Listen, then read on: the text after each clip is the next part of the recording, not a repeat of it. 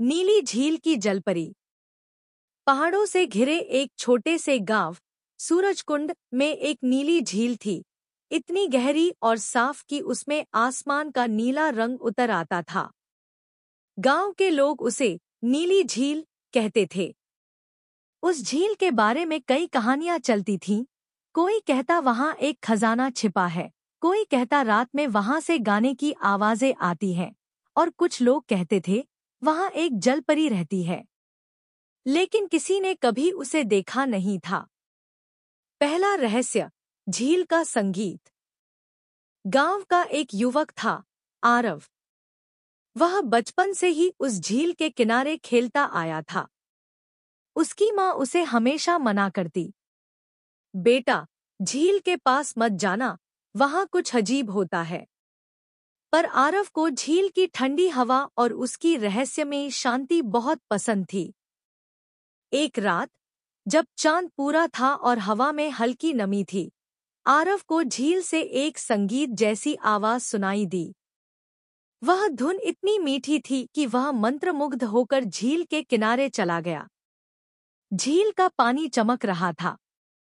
अचानक उसने देखा, पानी के बीचों बीच एक हल्की नीली रोशनी उठी। धीरे धीरे उस रोशनी के बीच से एक आकृति उभरी, चमकते बाल, मोती जैसी आंखें और आधा मानव आधा मछली जैसा शरीर। वह थी जलपरी। आरव डर गया, पर उसकी आंखें हिल नहीं रही थी। जलपरी मुस्कुराई और बोली, डरो मत, मैं तुम्हें नुकसान नहीं पहुंचाऊंगी। उसकी आवाज पानी की तरह मीठी और शांत थी। आरव बस इतना ही कह पाया, क्या तुम सच में जलपरी हो?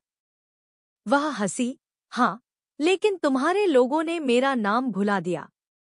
मैं हूं नायरा, इस झील की रक्षक। नायरा का रहस्य। नायरा ने बताया कि बहुत साल पहले यह झील जादुई नहीं थी। यह एक साधारण झील थी, पर एक दिन गांव वालों ने लालच में आकर इसकी मछलियां और मोती निकालने शुरू कर दिए।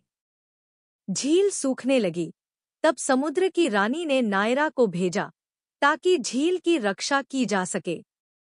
मेरी एक ही शर्त थी, नायरा बोली, मैं मानवों से दूर रहूंगी, पर यदि कोई सच्चे दिल से मेरी पुकार सुनेगा तो मैं प्रकट हो जाऊंगी। आरव चुपचाप सुनता रहा। उसने पूछा, और अब तुम मुझे क्यों दिखाई दी?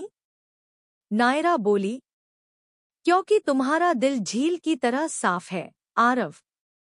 दोस्ती की शुरुआत।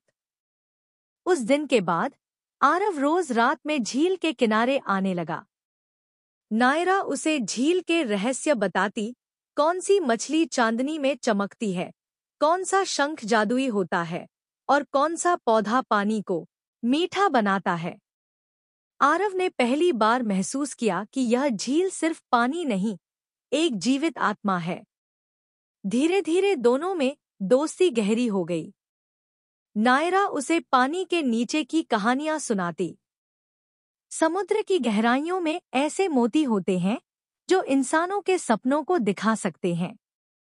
आरव उसकी बातें बड़े ध्यान से सुनता, लेकिन दोनों जानते थे यह दोस्ती ज्यादा दिन नहीं चल सकती, क्योंकि नायरा इंसान नहीं थी और उसकी दुनिया पानी के नीचे थी। गांव में संकट। एक दिन गांव में एक व्यापारी आया, भैरव सेठ। वह बहुत चालाक था। उसने झील में छिपे खजाने की कहानी सुनी थी। उसने गांव वालों को समझाया, अगर हम इस झील का पानी निकाल दें तो नीचे से सोने के सिक्के और मोती मिलेंगे। कुछ लोगों ने विरोध किया, पर लालच भारी पड़ा। उन्होंने बांध बनाना शुरू किया ताकि झील का पानी धीरे धीरे सूख जाए। आरव यह देखकर घबरा गया।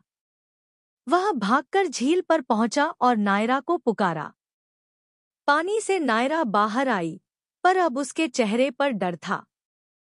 आरव, अगर झील सूख गई तो मैं और मेरी आत्मा दोनों खत्म हो जाएंगे।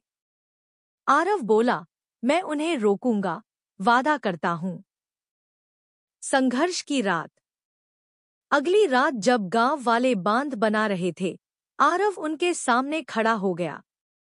तुम लोग नहीं जानते, यह झील जिंदा है, इसे मत सुखाओ।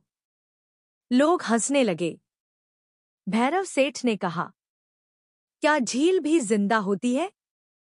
हट जा लड़के, हमें काम करने दे। आरव ने समझाने की कोशिश की, पर किसी ने नहीं सुना। तभी अचानक आसमान में तेज बिजली कड़की और झील का पानी उफनने लगा। भैरव और उसके लोग डर गए, लेकिन फिर भी काम रोकने को तैयार नहीं थे। नायरा ने झील के बीच से पुकारा, आरव, अब केवल एक रास्ता है। अगर तुम मेरा नाम पुकारकर अपने दिल से प्रार्थना करोगे, तो मैं अपना सारा जादू बुला सकती हूँ।